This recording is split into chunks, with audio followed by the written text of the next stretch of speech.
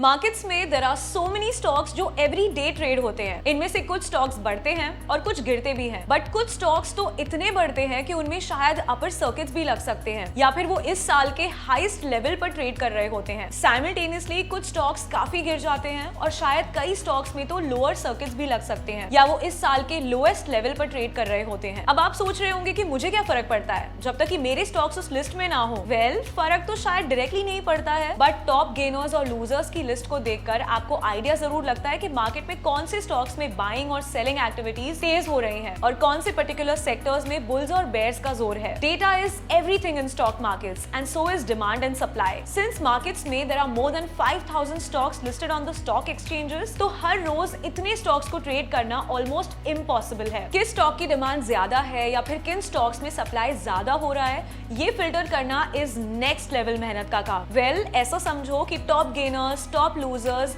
और 52 week high low जैसे features आपके लिए एक फिल्टर का काम करते हैं। मान लीजिए फॉर एग्जांपल आपकी टॉप गेनर्स की लिस्ट में आपको TCS, विप्रो और इन्फोसिस जैसे स्टॉक्स दिखाई देते हैं। इसका मतलब ये है कि IT सेक्टर में आज बुल्स जोर लगा रहे हैं and they have been buying in this sector today. Similarly अगर टॉप लूजर्स की लिस्ट में स्टॉक्स हो जैसे सन फार्मा, डिविस लैब्स, सिप्ला, तो इसका मतलब ये है कि बेयर्स इन सेक्टर में मंदी कर रहे हैं। वैसे ही 52 वीक हाई लो के डेटा से भी इन्वेस्टिंग में काफी हेल्प मिल सकती है। For example, if a stock is hitting a 52 week high, इसका मतलब साफ है कि लास्ट 52 वीक्स यानी लास्ट एक साल के टॉप लेवल्स पर ट्रेड कर रहे स्टॉक में सॉलिड बाइंग हो रही होगी। Since bulls are in action, stock की डिमांड शायद ज्यादा हो in the future and therefore it will totally make sense for an investor to use this feature for stock selection probably. अगर कोई स्टॉक 52 वीक लो पर हो और शायद वो स्टॉक आपके पोर्टफोलियो में आपने होल्ड करके रखा हो, you can probably research as to why the stock is falling and post that आप अपने डिसीजन ले सकते हो कि या तो आप उसे और ऐड करना चाहते हो at lower levels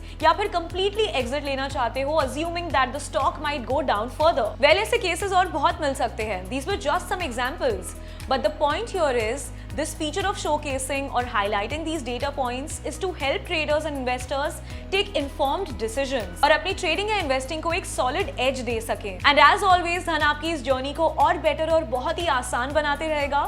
So download कीजिए the Dhan app now.